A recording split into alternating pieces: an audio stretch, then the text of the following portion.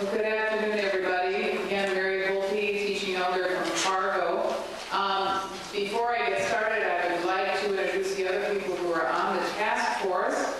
Lori Elhard, who we all know or will soon know, and Mike Lacco, who's on the committee or the task force as well. Jane Holtzclaw.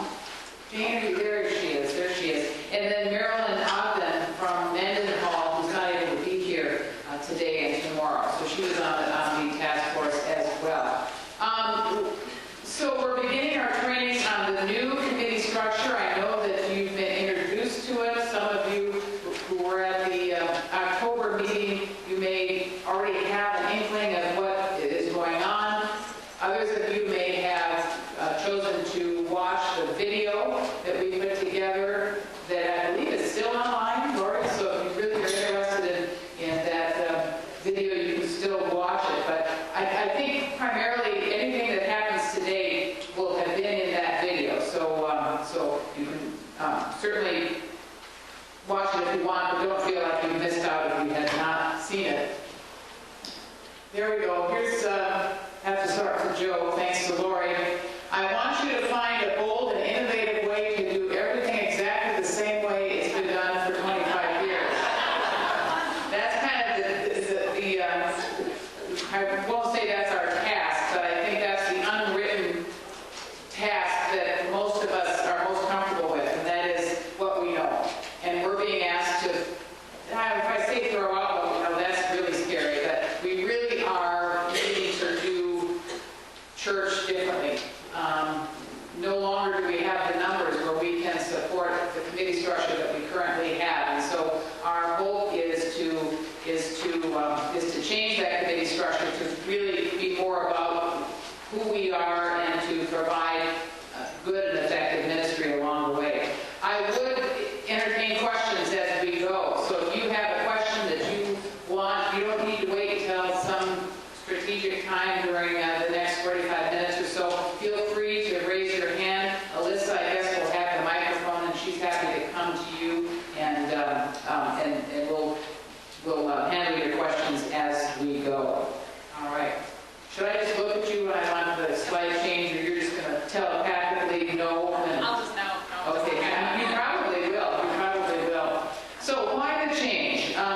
Much of what's on this slide is what was reviewed for you in October, but I want to make sure we're all on the same page. I don't want to assume that everybody sitting here was also sitting together at the October meeting. So we're going to begin with a bit of a review.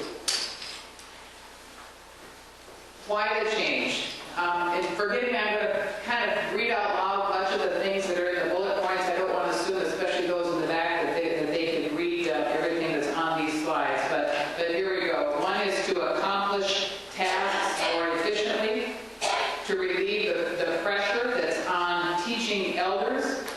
The reality is the number of PCUSA pastors in our Presbytery is declining.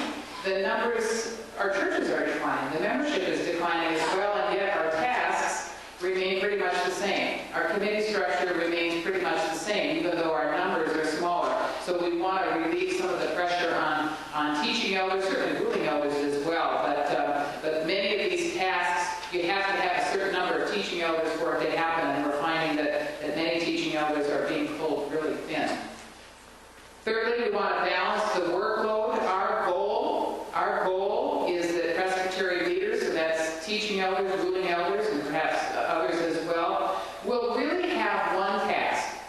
Now that may be a bit of a stretch to think that we can do that right away. I'm guessing we can't do it right away, but that's our goal, is to get to that. And we want that task to be your passion and within your skill set. So we're really looking for a lot of people to do, if I say, I'm sorry, that's all right, I'm sorry, I heard something out of my, over here. Anyway, our goal is that we'll all be doing tasks that are part of our passion and part of our skill set. Now, admittedly, like I said, it may be that as we're getting started, some of your skill sets may be utilized more than once.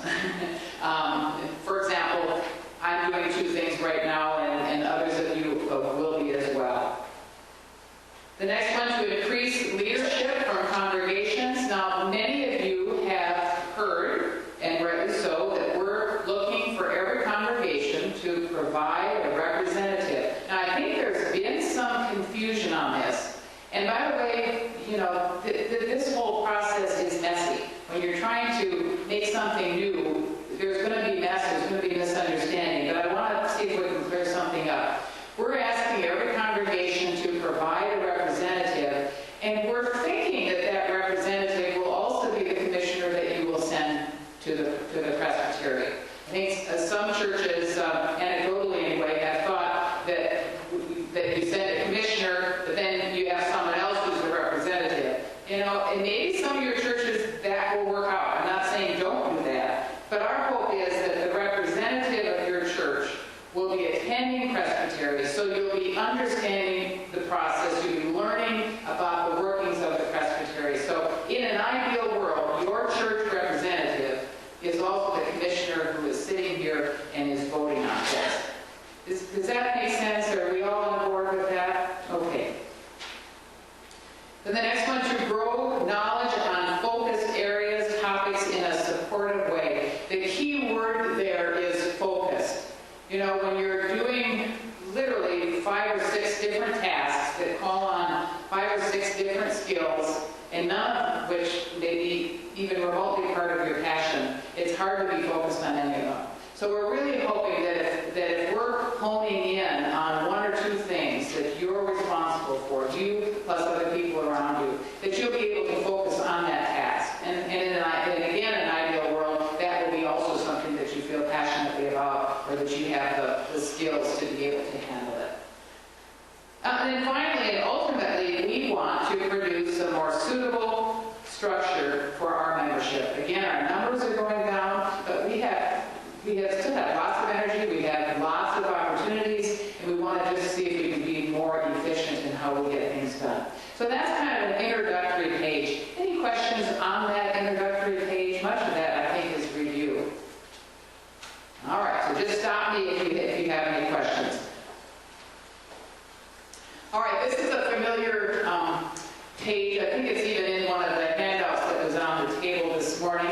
You'll see the big bubble here in the middle. Now that says the Presbytery. Just a reminder, that's us. That's not the Presbytery.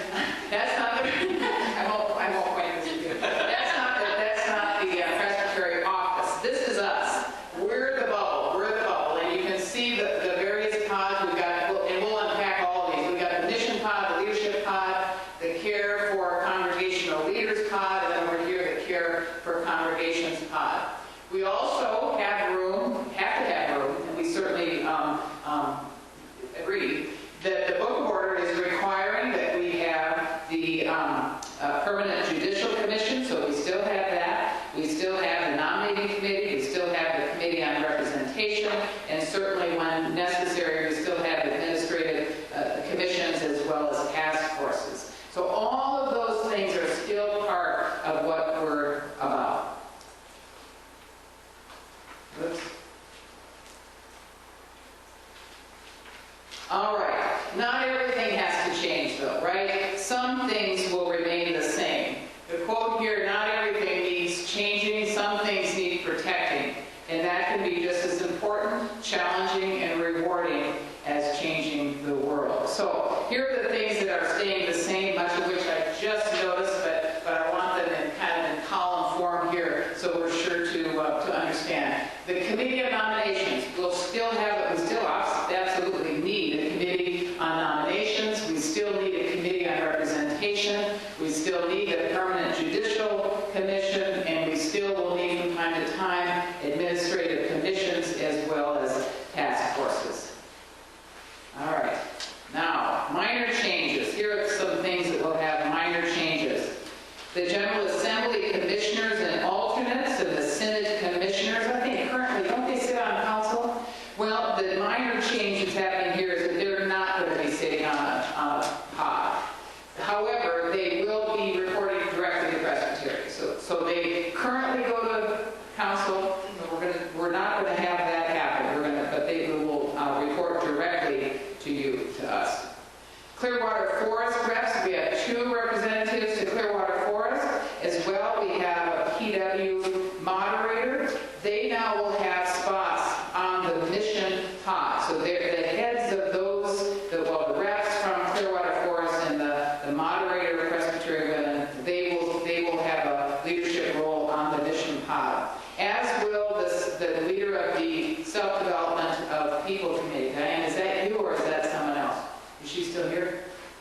she's here. Anyway, that person will also sit on the mission pod. The ministry teams, 1001 worshiping team, the Deschamps ministry team, Chigoria Partnership, Presbyterians for Earth Care, and the Youth Connection team will all have leadership spots on the mission pod as well. Now these teams, these ministry teams will continue to function as they have been, and in the event that new teams are formed, then those new teams will also have their moderator, their kind of self-designated leader will be added to the mission pod. All right, so let's break down each of these pods. I have he was a retired professor already. Hugh Kerr was his name, and he was there. He was part of the orientation when I went to seminary. Retired, like I said at the time, and it was his job to try to coach us and to teach us how to write term papers. You know, what was expected, what the professors would expect from us, and of course with a straight face, you know, he's telling us all this, and he says, well, everybody knows there's 3 parts to a paper: a beginning, a muddle, and an end. And quite honestly, we're in that muddle. I mean, we're in the muddle right now, and I think the same is true for change. Change is hard at first, messy in the middle, and gorgeous at the end. And that's, of course, what we're hoping for. So as we noted, there are 4 different pods: the leadership pod, mission pod, care for congregations, and then the care for pastoral leaders as well. You can see when I turn my page right there. All right, let's start with the leadership pod. Leadership pod shall work to foster a joint working relationship between all leadership within the Presbytery and relaying important communication throughout the Presbytery. The pod shall handle and consider administrative and programmatic business, including but not limited to financial review, reviewing of records, and personnel issues. If you look at these small bubbles here, this is what we're currently doing. All right, so the small bubbles are what we're currently doing, and I can't read those very well, so let me read it for you. Council and its subcommittees. And by the way, the leadership pod is the pod that's probably going to look the most like council. I mean, it's taking care of a lot of the business stuff. So council and its subcommittees, plus budget and finance, plus agendas, bylaws, and structure, or ABS, plus corporate affairs. I don't know, someone's going to have to explain to me what that means. I'm going to be the leader of that pod. And then the personnel committee is part of that pod, and the session records. Now, session records, we all know what they do now, but the new records task group will be more than session records. And in many ways, it's up to the pod to determine what other records they're going to take care of. Do you know what I mean? So we're describing the skeletal view of these pods. But when the pods then get together, much of what they will do, they will determine. Does that make sense? So I can't flesh out a lot of these tasks. So in addition to the session records, they may find that, you know what, it makes sense that we continue our manse reports. I don't know if maybe some of you don't even know that, but those pastors who are living in manses have to make reports so that we're sure that the congregations are keeping the manses, you know, up to snuff and fixing what's broken and those sorts of things. But the Book of Order doesn't require us to do that. But it will be up to the session, up to the records task to determine, you know what,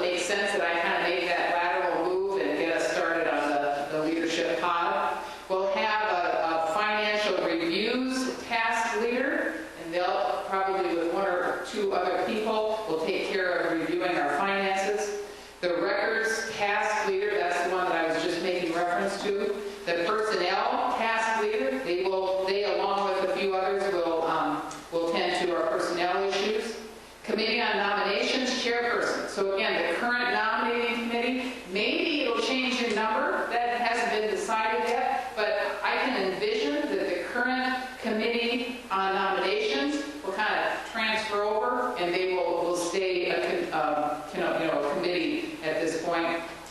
And of course, the Committee on Representation chairperson will have a spot on this leadership pod membership. And then the officers of Presbytery, the moderator, the vice moderator, the treasurer, and the stated clerk will all have a position on this pod. And we will all get together and kind of flesh out some of these specifics. Does that make sense? And then, like I said, some of these tasks will need additional people. The session records, for example, is always the classic example because we've got people all over the Presbytery that will bring in session records. And so in an ideal world, again, I keep talking about this ideal world that none of us live in, but in an ideal world, there would be people all over the Presbytery on this task group so that they can read the minutes where they are, or in their clusters, or even ministry, our ministry regions, and we'll get to that in a few minutes. Does that make sense? That's the leadership pod. That, in many ways, that's kind of the most complicated one because it really is tending to lots of business types of things.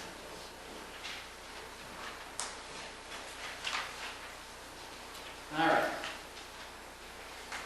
So let's move on to we've already done that. Let's move on to the mission pod.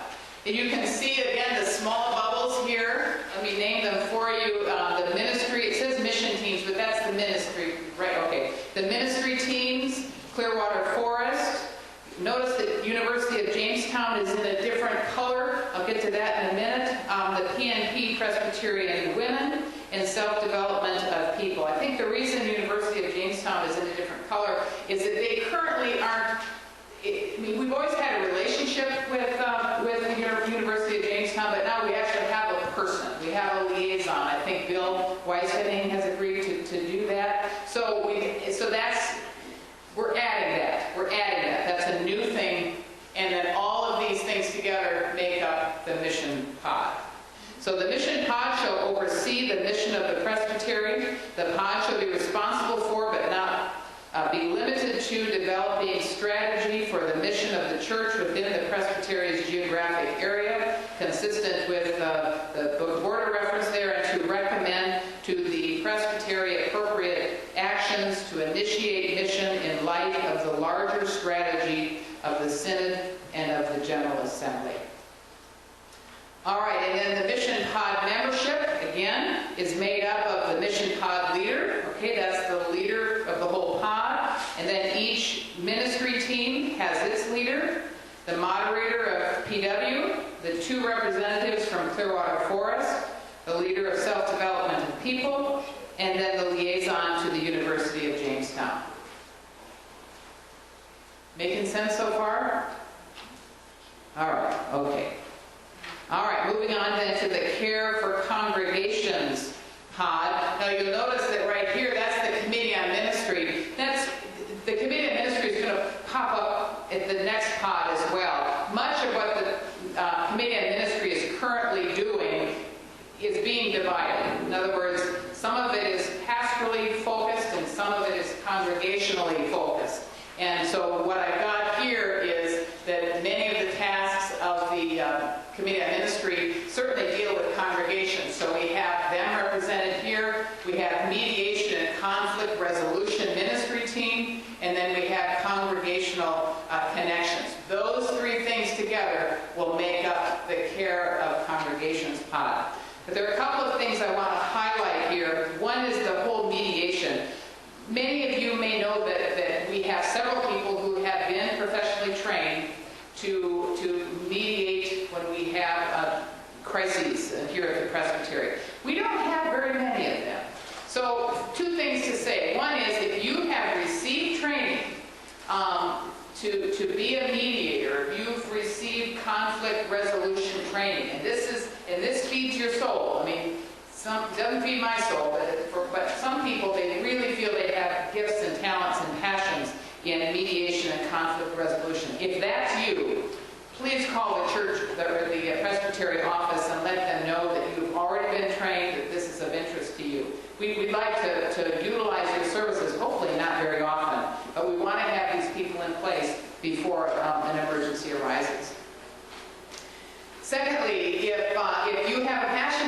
and you have an interest for it, but you have not received the training, and you'd like to receive the training so that then you can be on this ministry team, again, talk to the office, because I think we really would love to be able to send you somewhere to receive that training. Am I right in saying that? Am I being too bold to say that we would do that? Because I really think we need people in place with this training to help us out with this. As well, the bubble down at the bottom there that says congregational connections. You know, in the old Book of Order, we call this the dreaded triennial visit. Everybody thinks we need them, and nobody wants to do them. I mean, I'm exaggerating to make a point, but I've been in this Presbytery for 25 years. Over the 25 years, we have failed miserably. All of us, me, especially me, have failed miserably in doing triennial visits. But no one wants to lose touch with the congregations. Another question that someone from the current COM asked me, and that is, will each congregation still have a liaison? Oh, I'm going, oh, okay. My answer is, I'm hoping so, but that will be something, probably the first thing that the Care for Congregations pod is going to want to address. How are we going to stay in touch with our congregations? Is there something new out there that we can do that's really exciting? Do we want to kind of assign people to handle each church, you know, kind of regional people to help with the connections to the congregations? Do we still want to do the triennial visits? On paper it makes sense. It's just trying to get busy people to commit to these sorts of things that has become difficult. Does all that make sense?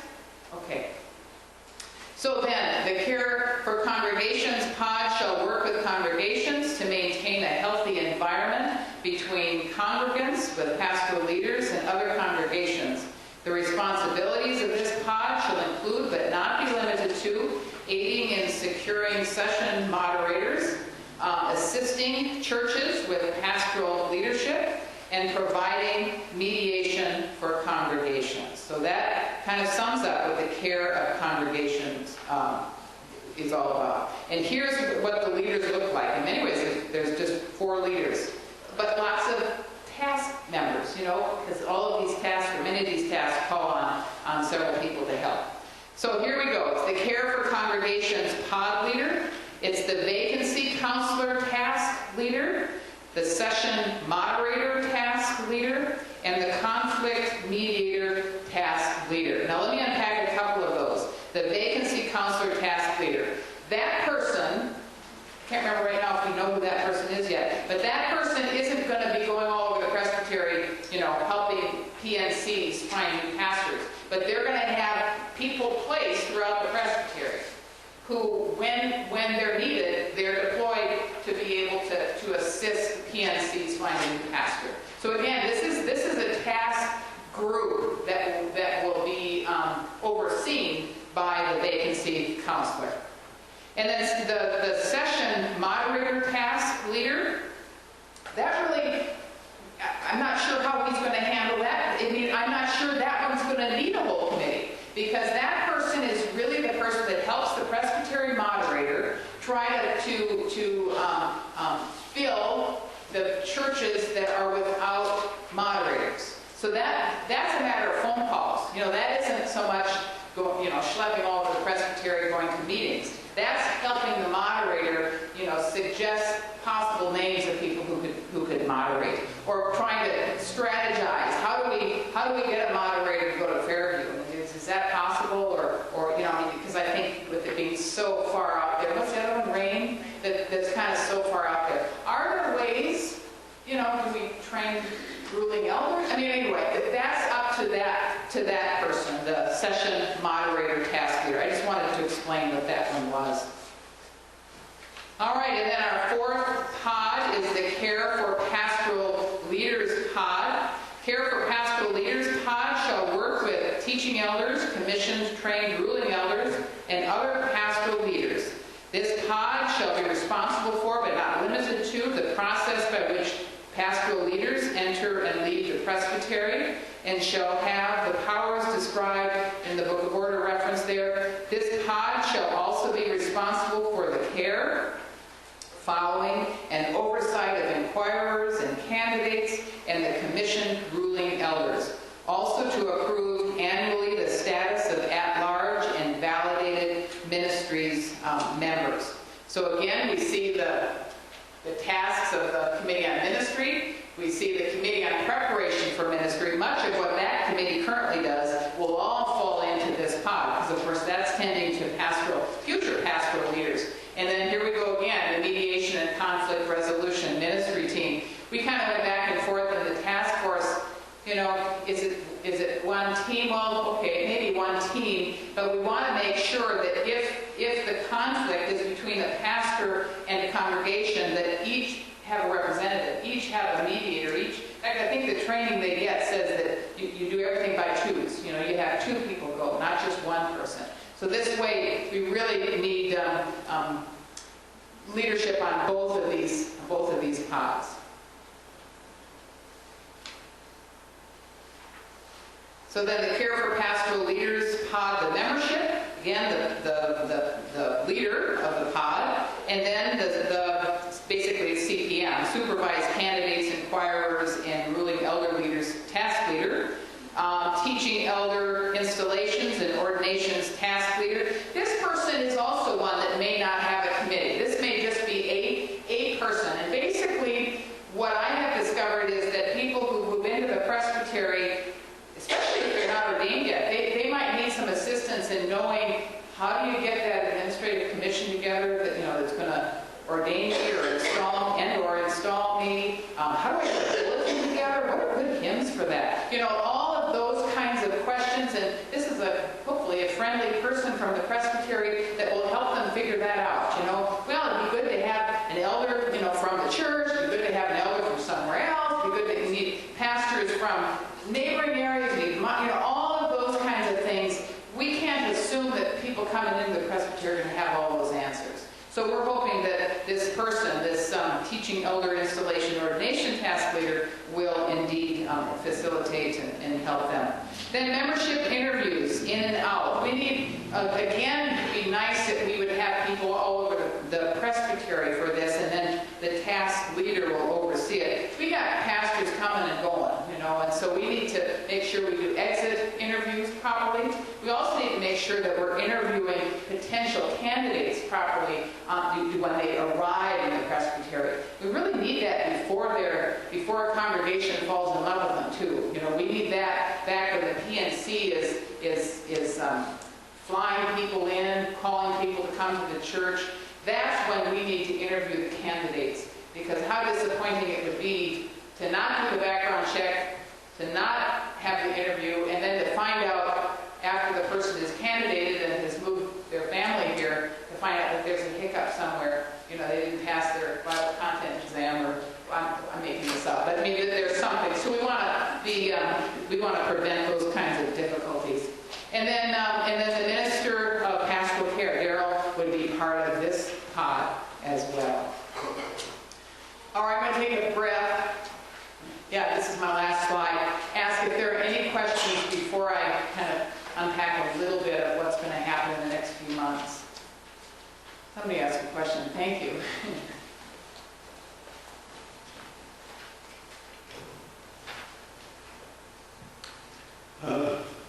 Teaching elder Paul Hengen from Elmdale.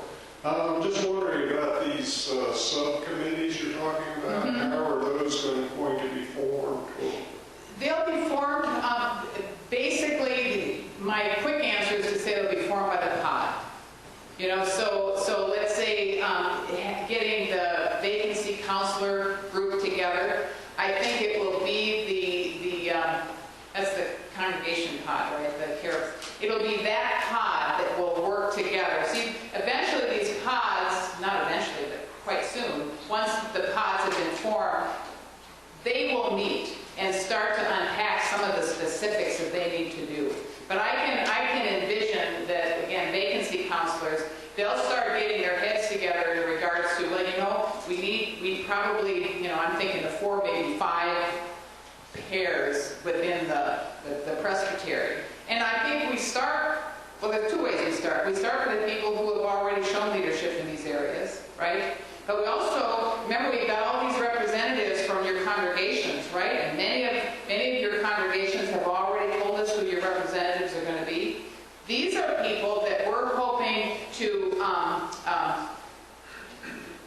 who will eventually feel confident and comfortable enough to enter into some of these leadership roles. But they certainly will be asked to fill some of these tasks. Now that one's a pretty hefty one. I shouldn't use that one as an example. But like the roles task, okay? Well, there are people who could, I think, very quickly be trained to read session records, could be quickly trained to read advanced reports if we wish to continue those, other reports that the POD decides are necessary for our work as a presbytery. So, but my quick answer is to say the POD is going to work together to find the people to fill out those positions. Yeah. Also the gifts and talents surveys.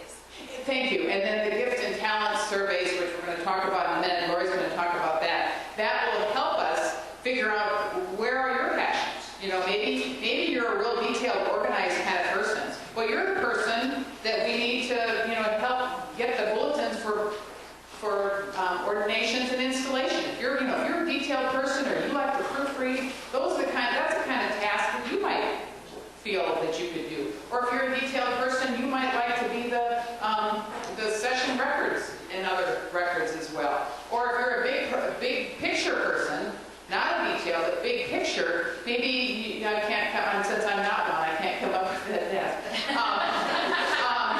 I'm not the dreamer. I'm the one that goes, yeah, but you can't do that.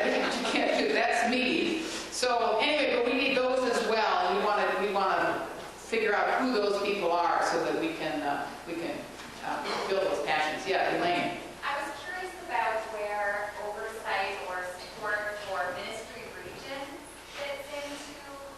Thank you. And that's a question. Thank you, Elaine. But the question was, what's going to happen to the ministry regions? And that's a topic for conversation. I'm going to introduce it. I can do it right this minute. But then tomorrow is when we're going to actually talk about it. I mean, I don't mind us talking about it if time permits today a little bit, but I want us to also think about it because, I don't think, how many years have we had ministry regions? About 5. About 5 years. I'm not sure all the ministry regions have functioned the same. I think they all functioned a little differently, and I can only speak for the region I'm in. So I'm certainly not going to say which have done well and which perhaps haven't done well. But the question is, do we continue those? And if we do, I think that's a beautiful way to talk about some of these issues as we're trying to figure out these pods together. We're trying to figure out how we're going to fix or how we're going to match skills and passions with these positions and have yet more people come to the table. I think all of that is useful and helpful. But I don't have a preference whether we keep them or not keep them. But that's one of the questions. Do we keep them or do we not keep them? And why were they developed in the first place? I think it was because we cut back one of the presbytery meetings from 3 to 2. Yet our thought was that the ministry regions would still get some tasks done regionally and support one another regionally. And has that happened? I can't answer that other than our own region. So keep that thought. But I'd be happy to entertain any additional comments and questions on it, but I also want us to make sure we have time to think about that. Yes? I'm Mary Vicki Bunker from Gilby, and I'm just wondering back on the congregational pod. Yes. If you have someone to work with you with your session and whatnot in PNCs, will there be an opportunity to have someone work with you to decide what direction you should go? Whether it be, part-time, three-quarter time, or, Yep. which way to go? I see two answers to that. One is it could be the vacancy counselor. I mean, if your church is without a pastor, to me that means the pulpit is vacant, and it might be that right then and there is when you need a vacancy counselor to help you figure out, okay, now what's the next step? What do we do now? Long before you get a PNC. So I'm mistaken. I spoke incorrectly when when I said that the vacancy counselor is just helping the PNC. Vacancy counselor is also helping session move on and move beyond. So I see that as one person. But secondly, if the pod does indeed want there to be some sort of a liaison between every congregation, and the pod, then that person should be in contact periodically. You know what I mean? So that's another relationship that one would hope could be nurtured. Okay, thank Yeah. you. Bob Boyer from Jamestown. Where does new member or new church development and church growth fit into this? Excellent question, and I don't think I have a good answer. At this point, this is Lori. At this point, the only things that are being covered are the things that are mandated by the Book of Order, except for the additional thing of the University of Jamestown. And we've done that on purpose so that the pods have room to figure out what their priorities are, and they're going to be bringing that probably back to Presbytery to say, this is where we want to go into the future. So I would anticipate, church growth being a conversation that the pods are having and how that would look, but then it would come back for the Presbytery to vote on if that is really true as priority or not. Thank you, Lori. That's exactly right. The items that are represented here are items that we have to do. What we choose to do is our decision. And what we're saying is that at this point now, we want the pods to weigh in and to start wrestling with some of those things. But that's a very important piece. And task force. Yeah. And any kind of task force, exactly. Yep. Well, let me finish this one page here, and then Laura's going to take over and talk about some things that I've really lost track of time. So I don't know if we're doing okay. Are we okay? We started a little early, I think. All right. So, like I've noted 4 times now, we have pod leaders and we have task leaders that fall underneath those pods. And many of these tasks will need more than just a leader. I've noted that as well. Some of them will only need one person, but some will need more task participation. And so then we need task participants. And as I've noted, we've asked each congregation to provide a person from your congregation to participate in one of these tasks. Now, there's going to be some jockeying for position at the beginning because all of this is so brand new. So if you're the representative from First North Dakota and you haven't been assigned a task yet, we're still just trying to figure it out. We're trying to if you filled out one of those skills inventories, we're trying to match skills with the tasks that we need completed.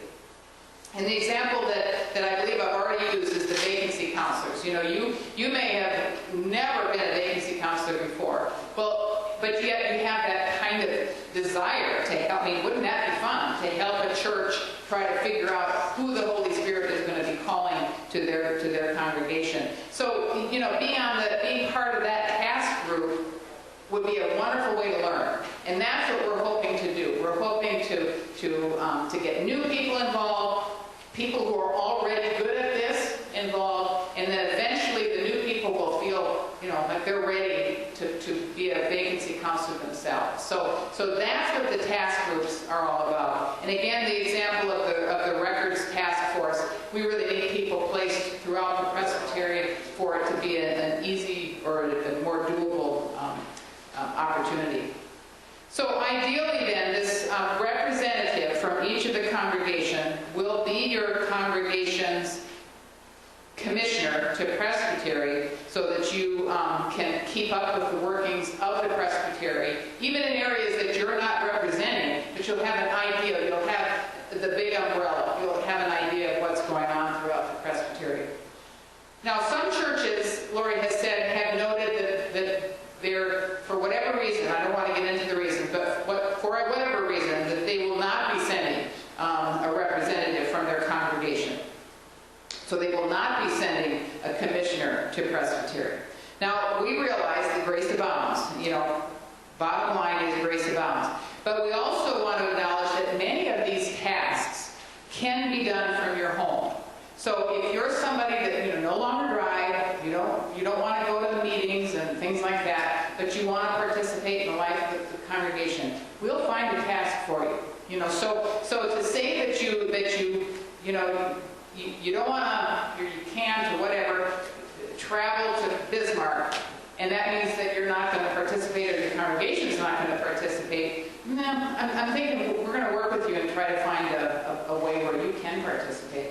Perhaps you could start a prayer chain. You know, there are a variety of things that you can do as well. Or some of us who do go to these meetings, maybe we should call up the people who can't go to the meetings and take them with us. You know, carpool. So if I'm going to Bismarck and I'm such an introvert, I tend to just go by myself because, again, I'm it's the way my brain works. Well, maybe I need to say, you know, let's pick up people along I-94 on the way to Bismarck, perhaps people who can't drive themselves, and get there all together. Does that make sense? So if if you're from a congregation, you're thinking, oh gosh, we're all too old. We've already done all of this. We don't want to do this anymore. Okay, I get it. But let's talk about it. Let's see if we can find some tasks that will work for you. All right, Lori's up. But any last minute questions? We also have a little bit of time tomorrow morning. But if there are any questions on what I've talked about, okay. Thank you.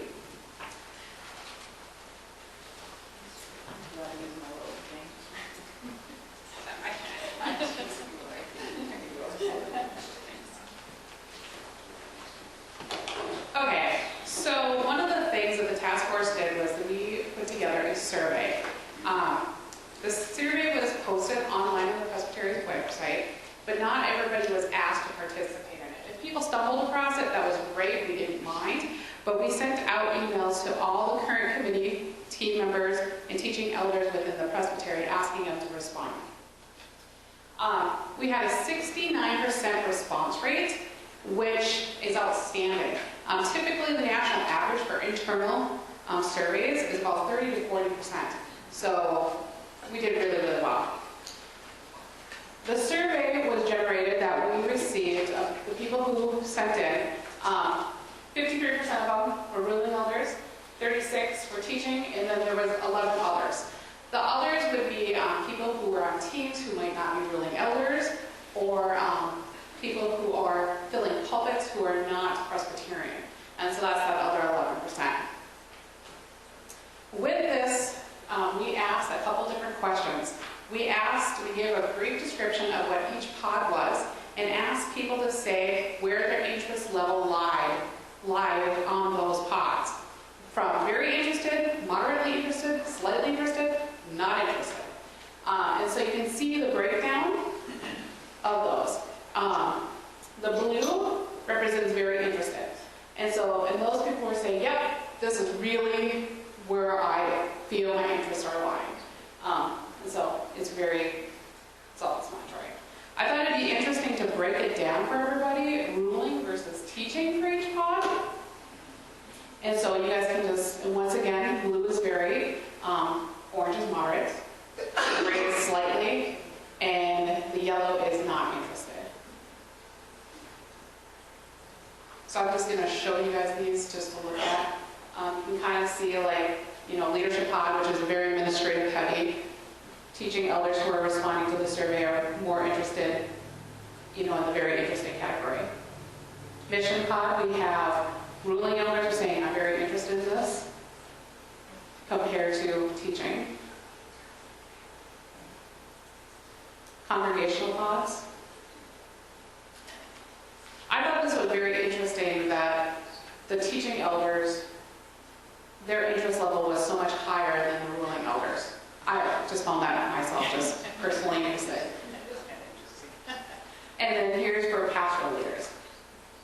When I looked at this one, I was kind of thinking, I get it, ruling elders.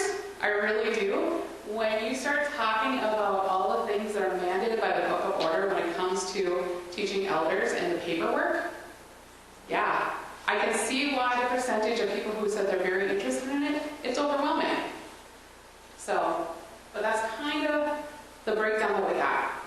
The other part that we asked, which the Presbytery has never asked before, Where is your commitment level? I find this to be a very important question.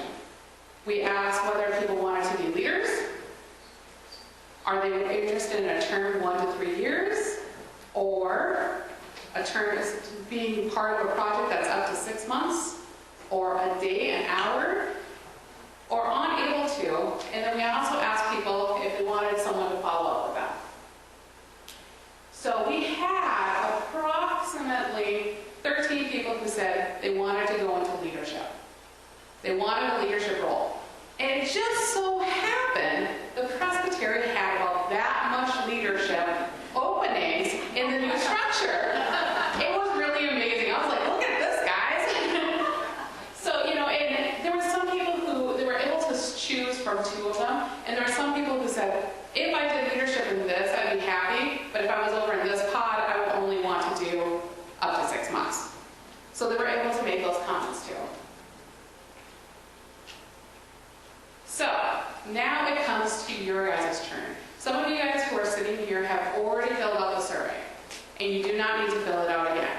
However, there's many of you guys who are sitting in right here right now that still needs to fill it out. There's maybe 2 different ways that, as we try to make it as easy as possible, that's why we got 69%. There's 2 ways of going. You can go onto the Presbytery's website, onto the main page, and right up there it says New Structure Survey. You click on there, and you're going to be taken to a survey that will take you less than 5 minutes to fill out. You can write any comments that you want, and you can indicate where your interest levels lie. Now, if you do not feel that you're tech savvy, we do have paper copies for you to fill out. So just raise your hand and we'll get those. We would like everybody in the Presbytery to indicate where their interests lie in the new structure. You don't want to have people cold calling you going, you know what, we have this task. Because once you get those cold calls, those are the tasks that no one else wants. So you want to indicate which tasks you really do want. I'm not kidding. Do the survey. It will also ask you what your commitment level is, whether or not you can commit to a longer term or a short term. There's going to be different levels of time tasks out there. In addition, if you all turn to your page 68 and 69, or the handout that was given out that has this information about this, the back page is an inventory, a skills assessment, asking people various questions about what you feel are your gifts. We're asking people to fill these out because from the nominating committee and the Presbytery office, we don't know everybody in the Presbytery. And this is, I know, a pretty formal way of getting to know, but you know yourself the best and where your passions and your interests lie. So we're asking everybody to fill that out and turn it in to us before they leave the meeting.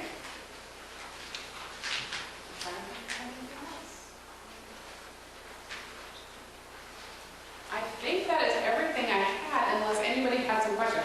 One thing I was going to tell you, the next group that's coming up is nominating.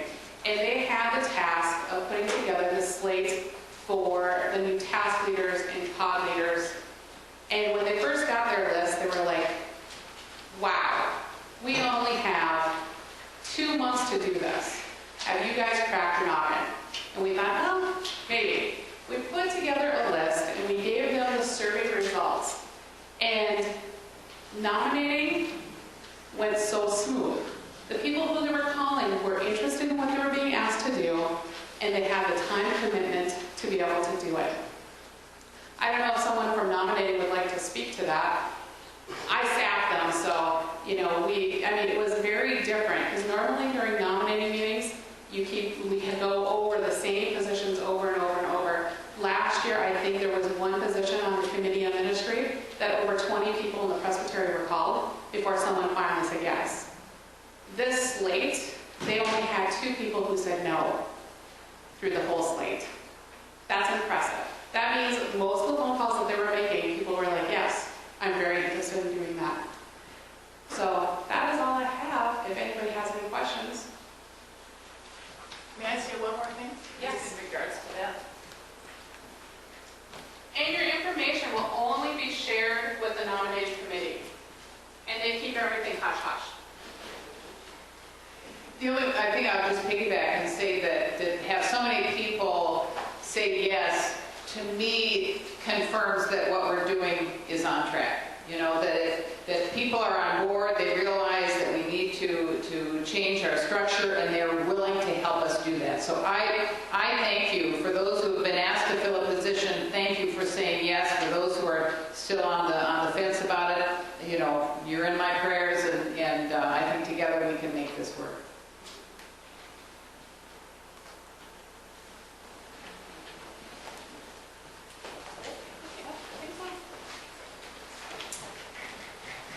And with that, I would ask the chair of nominating to come forward.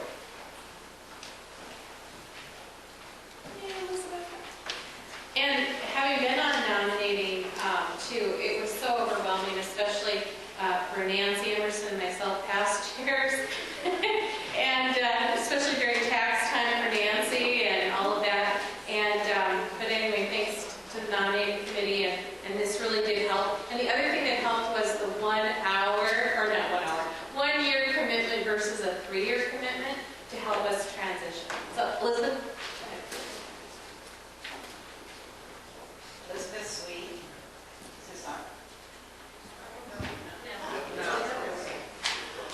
Chair of the nominating committee, and you have in front of you up here and on the blue sheet here the nominations. On behalf of the nominating committee, I present this full slate for election. Doesn't need a second. Sorry. Thanks. Sorry. Are there any nominations from the floor? Any nominations from the floor? Any nominations from the floor? Can I have a call for the vote? All in favor say aye. Aye. Opposed nay. Motion carried. The one other thing on there that we didn't find was a person for the permanent judicial. Yes. Oh, we did? Yeah, it's all right. Oh, dang. Okay, I'm sorry. We're done. Okay, what time is it? 5:42. Okay. I suppose we can't break for... Yes, we can. Can we break early? Yes, we can. All right. Well, then Deb has just volunteered to say grace for our food. And we get a little extra time for supper.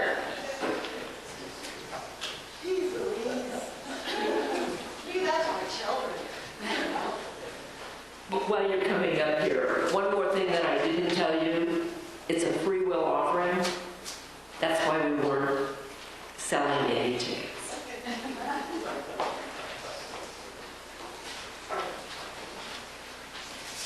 So, I was very eager to break early, so I'm going to ask everyone to please stand if you're able.